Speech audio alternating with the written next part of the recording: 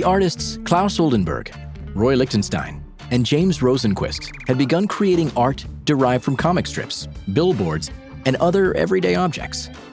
Having dabbled in comic strip paintings, Andy Warhol was longing to blur the line between high art and low culture even further. Attending a dinner party in New York, he was reportedly advised by the art dealer Muriel Lettau to find a subject that was seen every day and was recognizable to everybody. Something like a can of Campbell's soup, she suggested. The next day, Warhol bought every variety of Campbell's soup and began tracing projections of the cans onto canvas. Having experimented with silkscreen painting in the 50s while making shoe advertisements, Warhol was able to precisely replicate each of the soup labels. Gallery owner Irving Bloom saw the paintings in Warhol's studio and immediately offered him a one-man exhibition. The paintings were unveiled at the Ferris Gallery in Los Angeles to divided opinion, with many attendees denouncing Warhol's work as derivative and commercial. How could the depiction of a mass-produced object like a soup can be worthy of being called art? I should have still been painting it. That would have been a better thing. Really? Yeah. Then somebody can just, it'd be like a store and they just come in and ask you for a can of soup and that was just the easiest way to do something. Because everybody paints the same picture over and over again anyway, so.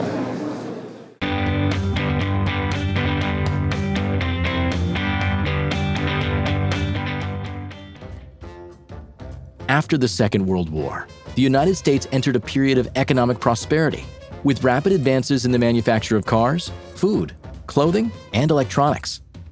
People began to enjoy higher employment rates and standards of living, and with them, more comfortable lifestyles. From 1942 to 1964, a baby boom occurred, which saw the birth of an estimated 78 million new Americans. Families flocked to the suburbs, which provided affordable housing for the young middle class. This in turn led to a demand for household appliances, furniture, cars, and television sets. While less than 200,000 homes had television sets prior to the end of World War II, over half of American households owned a TV by 1955. Television became a powerful way for agencies to sell products to the average American family. TV ad spending rose from $128 million in 1949 to $1 billion in 1955. Television advertisements promoted labor and time-saving appliances and frozen foods. Like many TV shows of the day, they perpetrated stereotypes of a breadwinner father and a stay-at-home mother who tended to the house and children. No need for the bride to feel tragic. The rest is push-button magic. So whether you bake or broil or stew, the Frigidaire kitchen does it all for you. Don't have to be changed. Print advertisements used bold illustrations, photographs, and colors to capture readers' attention. They employed relatable middle-class imagery, often with sexual undertones. Starting in 1955, Andy Warhol was hired as a commercial illustrator to draw hundreds of shoe ads for I. Miller, which were published on Sundays in the New York Times. These full-page and half-page ads incorporated painting and drawing. However, by the beginning of the 1960s, interest in Warhol's hand-drawn advertisements was waning, as bold and slick photographs became increasingly fashionable. Additionally, his fascination with fine art and popular culture could no longer be suppressed.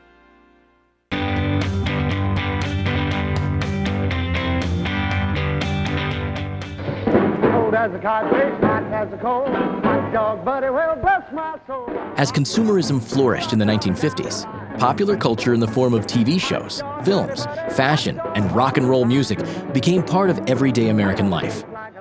The increase in family wealth meant that teenagers now had pocket money to buy things. They spent it on records, clothes, cars, and drive-in movie theaters. Young people began to rebel against the conservative values and the established culture of their parents' generation. Film studios and record labels exploited this trend with songs and films that promoted rebellion and sexuality. Comic books also saw a surge in popularity after DC Comics initiated a superhero revival in the mid to late 50s. Marvel Comics followed suit, debuting the Fantastic Four in 1961. As Cold War tensions escalated between Russia and the United States, comic books and films were filled with patriotic themes and atomic paranoia.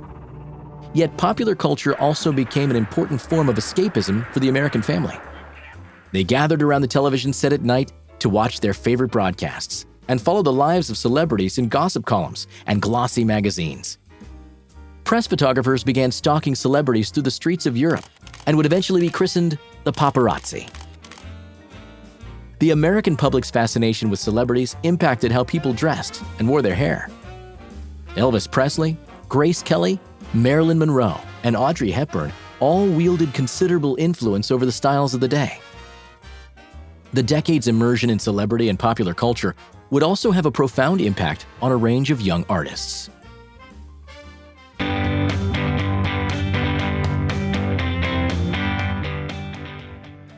Art critic Lawrence Alloway coined the term pop art in 1955 to describe a wave of emerging artists who wanted to reflect and critique popular culture through their artwork. American pop artists were inspired by their first-hand experiences of mass production and consumerism in the form of advertising, photography, movies, and music. Artists like Robert Rauschenberg, Tom Wesselmann, and Andy Warhol incorporated commercial images and objects into their art, while Roy Lichtenstein reappropriated cartoon and comic book imagery.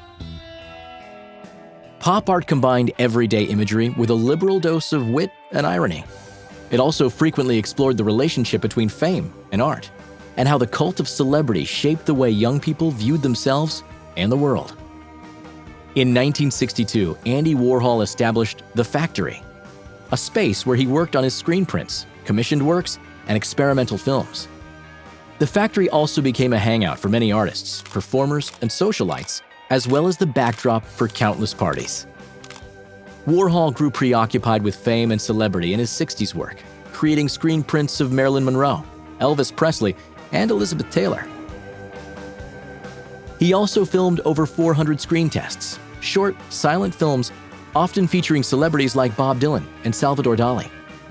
In 1968, in the program for an exhibition in Stockholm, he notoriously wrote, "In the future, everyone will be world famous for 15 minutes." Pop art itself managed to endure beyond America, with a thriving movement in England that produced artists like Richard Hamilton, David Hockney, and Pauline Botti. It also provided a means for artists in Brazil, Cuba, and Eastern Europe to critique oppressive governments. Fast forward to today, and the impact of pop art can still be seen in fashion, films, billboards, and album covers. If you liked this video, you can find it and so many more at ClickView.net. Sign up for free today.